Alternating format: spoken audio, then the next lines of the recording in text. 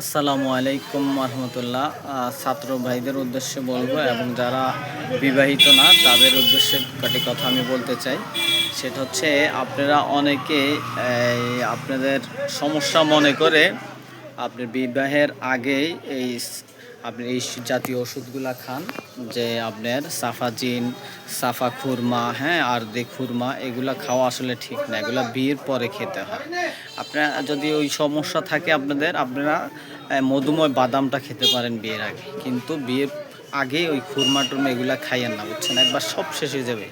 এই রোগের কোনো পার্মানেন্ট আসলে চিকিৎসা হয় না।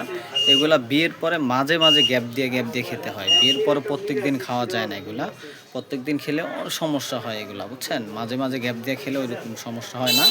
তো আপনারা যারা এগুলা করতেছেন, হ্যাঁ, অনেকে আপনাদের এই যে ভালো পরামর্শ বলে আপনাদেরকে ধ্বংস করে দিচ্ছে। আসলে বিয়ের আগে এগুলা খাওয়ার ওষুধ না। ঠিক আছে ভাইজান?